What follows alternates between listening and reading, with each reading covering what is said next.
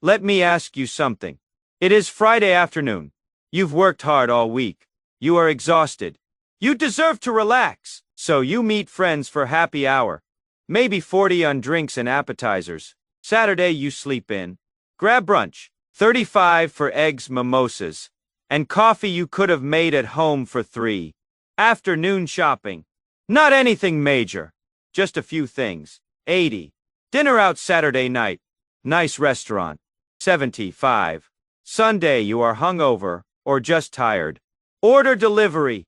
45 with fees and tip. Maybe hit the grocery store but also grab Starbucks. 8.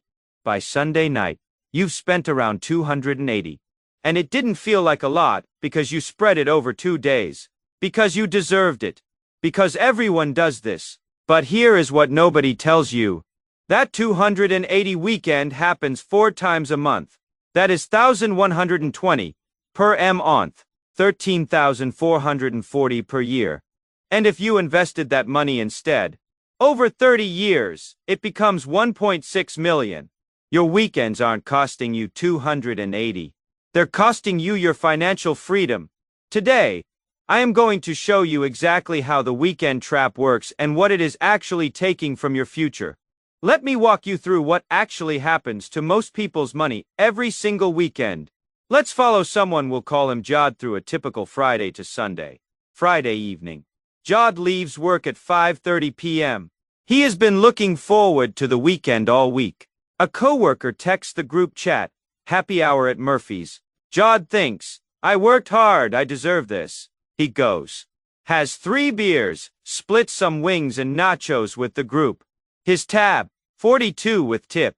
On the way home, he is hungry again. Stops for a burrito. 14. Friday total, 56. Saturday morning. Jod wakes up at 10 a.m. Slightly hungover. Doesn't feel like cooking. His friend suggests brunch at that new place downtown. Eggs Benedict, 2 mimosas. Coffee, 38 with tip. After brunch, they walk around. Window shopping. But then Jod sees a shirt he likes. On sale. 45. He wasn't planning to buy anything, but it is a good deal. Then he needs new headphones, because his are broken. 65 at the electronics store. Saturday afternoon, total 110. Saturday evening. Jod's girlfriend wants to go out to dinner. They've been busy all week and barely saw each other. Nice Italian place. Pasta, wine, dessert. Split the check. His half, 68 with tip. After dinner, they get drinks at a bar. 2 rounds, 24.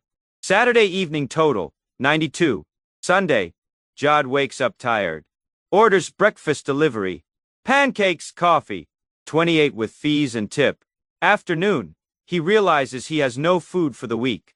Goes to the grocery store. But first, Starbucks, 7.50. At the grocery store, he grabs essentials, but also impulse buys snacks, drinks, ready-made meals. 85 total. About 30 more than if he'd made a list. Evening, he is too tired to cook. Orders Thai food. 32 with delivery. Sunday total, 152.5. Oh. Weekend grand total, 410.5. Oh. Jod didn't do anything crazy. He didn't go on a trip. He didn't buy luxury items. He just lived a normal middle-class weekend. But he spent over 400. Now let's scale this up. Jod's weekend costs 410. Let's be conservative and say not every weekend is this expensive. Average weekend spending, 350.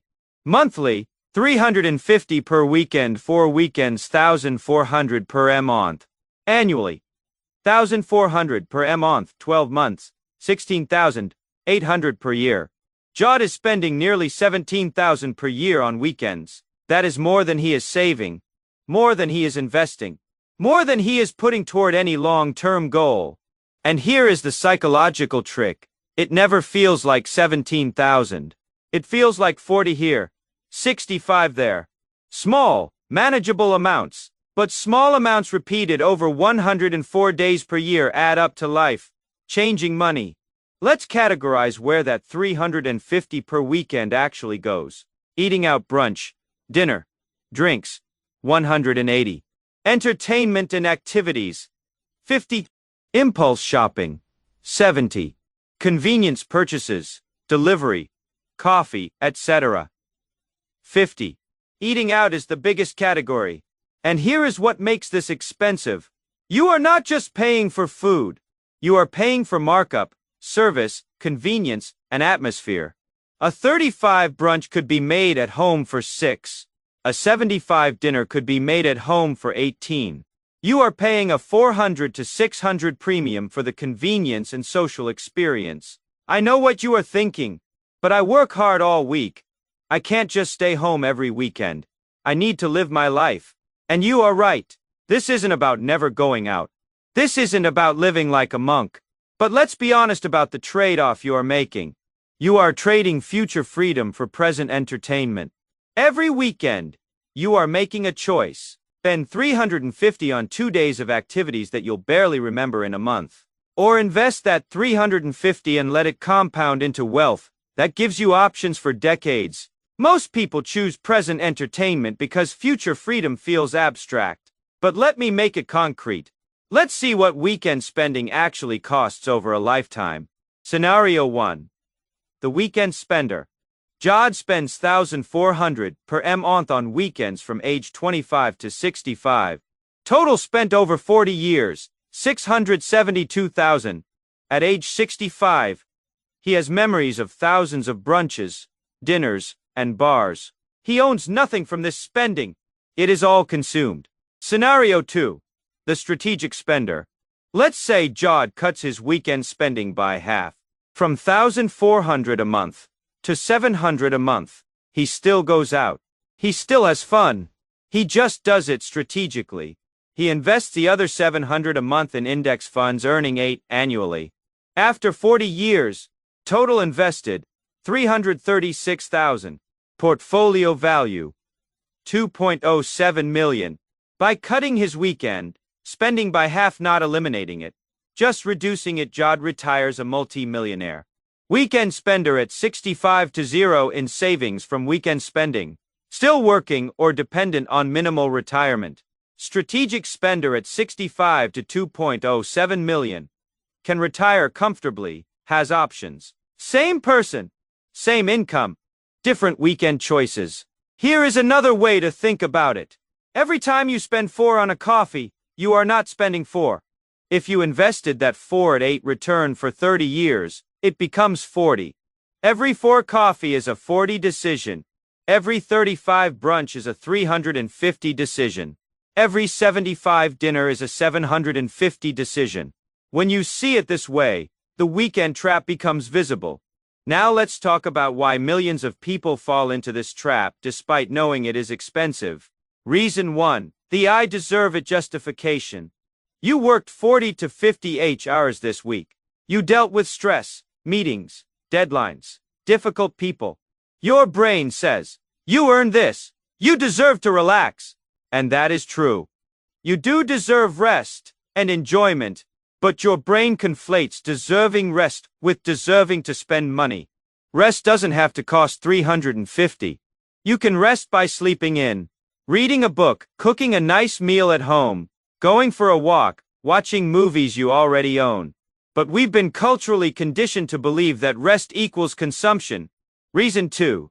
Social pressure. Your friends are going to brunch. Your coworkers are going to happy hour. Your partner wants to go out. Saying no feels like you are being cheap, like you are missing out, like you are not participating in normal social life. This is FOMO in action, and it is expensive. The truth is, your friends are also probably broke. They're also spending money. They don't have on experiences they'll forget. You are all keeping each other trapped in the same pattern. Reason 3. The it is only fallacy. It is only 40. It is only one weekend. It is only brunch. The word only is doing heavy psychological work here. It makes 40 feel insignificant. It makes you ignore the pattern. But 40 repeated 52 times a year is 2,080. Invested over 30 years. That is 244,000. There is no such thing as only when it compounds. Reason 4. Present bias. Your brain heavily weights present pleasure over future benefit. Brunch tastes good right now. The satisfaction is immediate. The 2 million at age 65 is abstract, distant, and doesn't trigger any emotional response. So you choose brunch. Every time. This is why most people stay broke despite good incomes. Present bias always wins unless you actively override it. Here is the truth about weekends. 2 days per week, 28 of your life are consuming 40 to 50 of your discretionary spending. Friday through Sunday is where financial futures are either built or destroyed. And most people are destroying theirs without even realizing it. The Weekend Trap Summary. Average weekend spending, $350, monthly, $1,400, annually, $16,800, over 40 years if invested. 2 million lost. You are not just spending money on weekends. You are spending your future freedom. The way out. You don't have to eliminate weekend fun. You have to be strategic. Cut weekend spending by 50. Brunch at home with friends, instead of restaurants. Pre-drink before going out. Have 2 drinks instead of 5. 1 nice dinner out per month instead of every week. Free activities, parks, hiking, free museums, game nights. Grocery shop with a list. Meal prep Sunday for the week. Invest the difference. $700 a month invested consistently builds 2 million over 40 years. That is financial independence. That is retiring early. That is options. Every weekend, you are choosing between 2 futures. Future 1, spend $350, have fun for 48 hours. Remember nothing in a month. Future 2, spend $175 strategically, still have fun. Invest $175, build 2 million over time. You can have both fun and wealth. You just can't have maximum fun and maximum wealth. What is more important? Impressing people at brunch this Saturday, or having freedom at 55? Most people choose brunch, and most people work until 67. If this video made you think twice about your weekend spending, subscribe. The weekend trap is invisible because it feels like normal life. Now you see it. What you do next is up to you. Thanks for watching.